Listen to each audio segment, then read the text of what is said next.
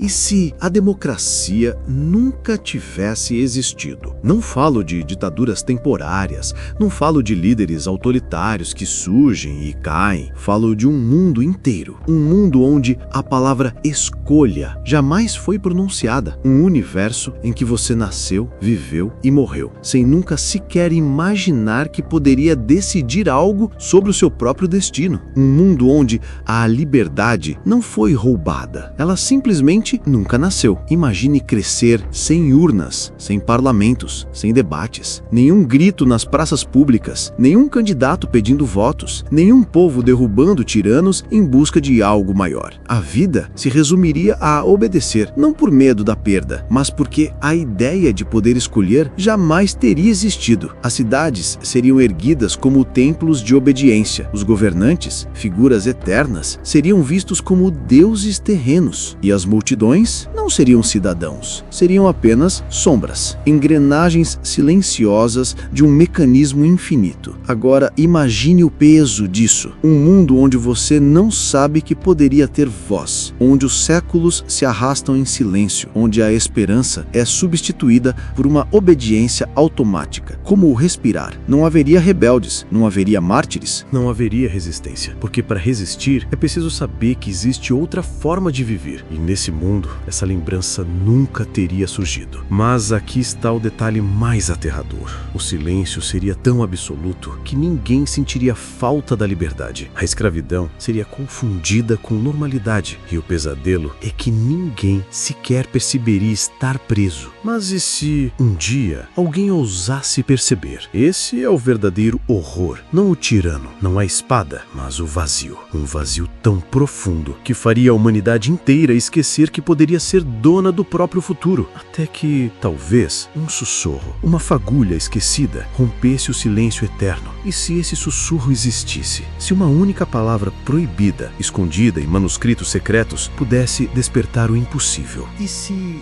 desde o início dos tempos, não houvesse assembleias, nem conselhos, nem tribunas? Se todos os impérios, todos os reinos, todas as nações tivessem sido erguidos sobre a mesma pedra fria, o silêncio da obediência absoluta. Um planeta inteiro moldado por correntes invisíveis, um mundo de ferro. Na ausência da democracia, a história da humanidade não teria sido feita de revoluções e mudanças, mas de sucessões eternas de coroas. O trono seria a única herança, o cetro, a única lei. De geração em geração, as vozes dos povos seriam enterradas sob o peso de decretos incontestáveis. Imagine cidades construídas como fortalezas de pedra, onde cada rua leva a um palácio central. Imagine muralhas erguidas não para proteger o povo, mas para isolá-lo. Os reis, imperadores e senhores não governariam para as pessoas, eles governariam sobre elas. O tempo avançaria, mas o mundo pareceria parado. Nenhuma revolução francesa, nenhum grito de independência, nenhum clamor por direitos. A humanidade teria se tornado uma multidão uniforme, vivendo, trabalhando, morrendo, sem jamais pensar em contestar. Mas há um preço oculto nesse mundo de ferro. A ausência de escolhas pode gerar ordem, mas também sufoca sonhos. E quando não há sonhos, a própria alma da humanidade começa a apodrecer. Sem democracia, o progresso seria lento, quase inexistente. Não haveria invenções que nascem da ousadia do livre pensamento. Não haveria artes que florescem do conflito de ideias. A cultura seria apenas um reflexo da vontade do governante, repetida como eco nas paredes de pedra. E o mais assustador, ninguém perceberia a perda, porque para sentir falta da liberdade é preciso primeiro conhecê-la. Mas em meio a esse silêncio, algo começaria a se mover, não por coragem, mas por instinto. A alma humana não suporta por muito tempo o peso do ferro, e aos poucos, murmúrios surgiriam nos cantos das ruas, nos campos, nos olhares desconfiados. Nada organizado, nada consciente, apenas um desconforto que não tem nome. Um desconforto que, um dia, se tornaria perigoso demais para ser ignorado. O mundo de ferro não cairia por fora, ele começaria a rachar por dentro, e as rachaduras, invisíveis no início, se espalhariam como raízes quebrando a pedra mais dura. E se esse desconforto anônimo fosse o primeiro passo para a liberdade? Na próxima próxima parte, você verá como o sonho proibido começa a nascer nas sombras. Um sonho que poderia mudar o destino de toda a humanidade. E se em um mundo onde a liberdade nunca existiu, ela ainda assim fosse sonhada, não como realidade, não como direito,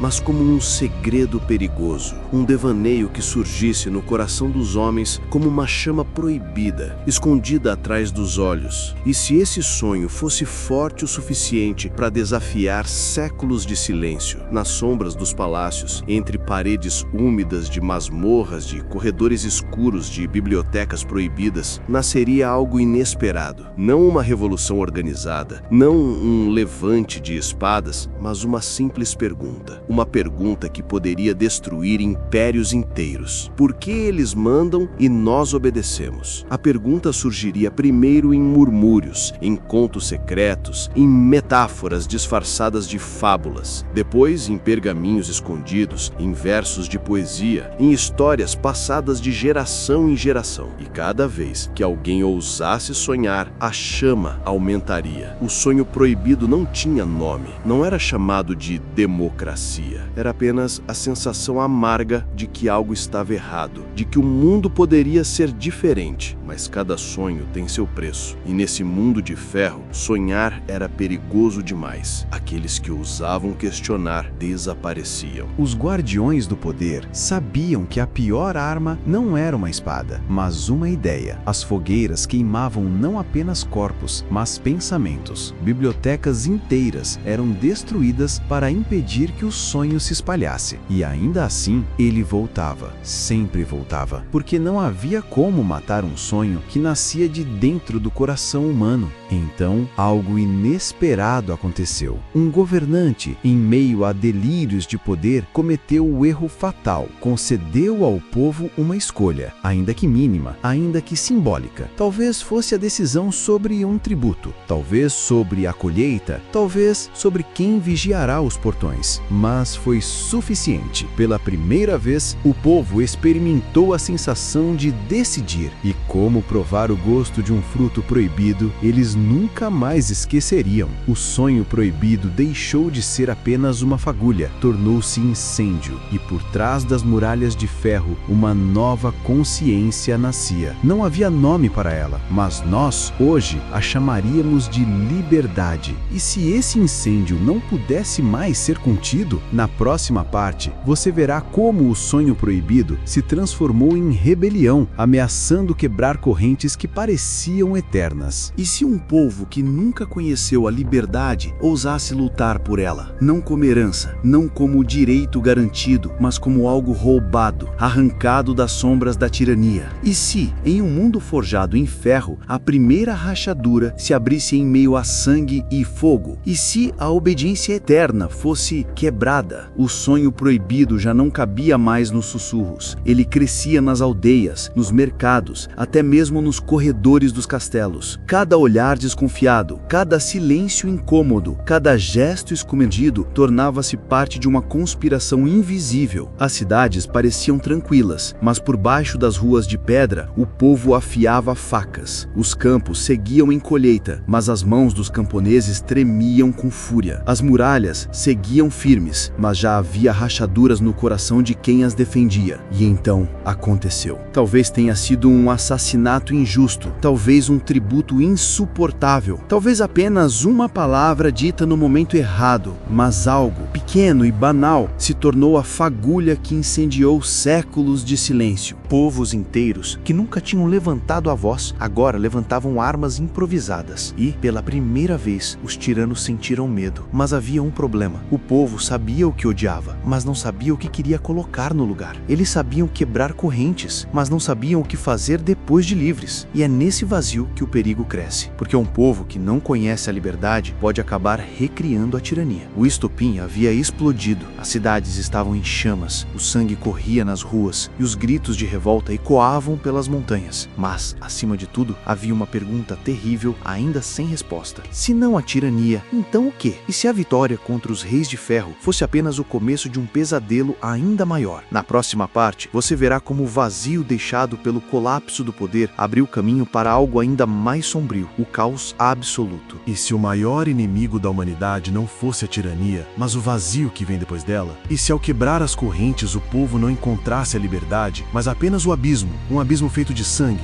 desordem e medo? E se o sonho proibido se transformasse em pesadelo? A rebelião havia vencido, os reis foram derrubados, as coroas quebradas, os tronos incendiados. Por um instante acreditou-se que a liberdade tinha finalmente nascido, mas logo ficou claro, não havia planos, não havia sistemas, não havia estrutura. O povo sabia destruir, mas não sabia construir. E assim, a vitória trouxe apenas silêncio, um silêncio preenchido por gritos de fome, disputas de poder e ruas manchadas de sangue. As cidades que antes eram o coração de ferro dos impérios, agora se tornaram cadáveres de pedra. Não havia governantes, mas também não havia justiça. Não havia tiranos, mas também não havia ordem. Sem líderes, surgiram facções. Cada grupo reivindicava ser a voz do povo. Mas como pode haver uma voz única em um mar de gritos? Os camponeses queriam terra, os soldados queriam poder, os mercadores queriam riqueza, e cada um estava disposto a matar para conseguir o que desejava. O que era um sonho coletivo se transformou em guerra entre vizinhos. As ruas, antes cheias de esperança, agora estavam cheias de cadáveres. E o medo que antes vinha de um rei distante, agora vinha de qualquer um que carregasse uma lâmina. E então, no auge do caos, um sussurro começou a se espalhar. Talvez seja melhor voltar ao que era antes. O povo que havia se rebelado contra os reis, agora clamava por outro rei. O pesadelo do caos estava tão insuportável que a tirania parecia, de repente, um refúgio. O ciclo estava prestes a se fechar. O ferro havia sido quebrado, mas, em meio às cinzas do caos, o ferro começava a se recompor. Era como se a humanidade estivesse condenada a girar em torno da mesma prisão, escravidão ou destruição. E se, diante desse impasse, uma ideia inédita finalmente surgisse, uma ideia capaz de romper o ciclo de tirania e caos? Na próxima parte você verá como esse conceito proibido tomou forma e ameaçou mudar para sempre o destino da humanidade. E se, no meio da escuridão mais profunda, nascesse uma luz? Não uma chama comum, mas uma centelha tão rara que poderia mudar para sempre o destino humano. E se, em meio ao sangue, ao caos e ao desespero, surgisse uma ideia que nunca deveria existir? E se alguém ousasse perguntar, e se todos nós pudéssemos decidir juntos? O caos tinha consumido tudo. Não havia reis, não havia leis, não havia ordem. A humanidade parecia condenada a viver entre correntes ou no abismo. Mas foi justamente nesse vazio que algo nasceu. Não nas fortalezas, nem nos campos de batalha, mas nas reuniões escondidas em tavernas, nos encontros noturnos em praças abandonadas, nas conversas sussurradas entre vizinhos desesperados. Alguém ousou propor o impensável. E se, em vez de um governar sobre todos, todos governássemos sobre nós mesmos? Era um pensamento perigoso, quase insano, mas quanto mais insano parecia, mais sentido fazia. A centelha começou a se espalhar, mas cada vez que surgia, era esmagada pelos que desejavam tomar o poder para si. Generais riam, mercadores zombavam, tiranos chamavam de tolice infantil. E ainda assim, o povo escutava, porque, no fundo, essa ideia carregava algo que nenhuma espada poderia destruir: esperança. Esperança de que o ciclo poderia ser quebrado. Esperança de que não haveria mais senhores e servos, apenas homens e mulheres decidindo juntos o próprio destino. Mas cada fagulha era também uma sentença de morte. Aqueles que ousavam falar alto demais eram silenciados. Aqueles que ousavam escrever eram queimados junto com seus pergaminhos. E mesmo assim, a ideia sobreviveu. Ela passou de boca em boca, de geração em geração, como um segredo sagrado, como uma chama escondida dentro de cavernas, protegida do vento, esperando o momento certo para incendiar o mundo. Era como se a própria humanidade tivesse criado um antídoto contra a tirania, algo tão perigoso que jamais poderia ser esquecido. O impossível havia sido imaginado. Pela primeira vez, não se tratava apenas de derrubar reis, mas de algo muito maior, a possibilidade de nunca mais precisar de reis. A centelha estava acesa, e se crescesse, poderia incendiar o próprio tecido da história. E se essa centelha proibida não fosse apenas ideia, mas ação? Na próxima parte, você verá como essa semente ousou germinar, enfrentando o risco de ser esmagada antes mesmo de florescer. E se uma ideia tão perigosa quanto a liberdade finalmente deixasse de ser sussurro para se tornar grito? E se diante da da ameaça de extinção, os homens e mulheres ousassem proclamar algo jamais ouvido na história: nós decidiremos juntos. E se a primeira chama da democracia tivesse nascido no coração de um mundo que jamais a aceitaria? Tudo começou pequeno. Reuniões secretas em cavernas, assembleias improvisadas em celeiros, encontros disfarçados de festivais. Ali, camponeses, soldados e até alguns ex-nobres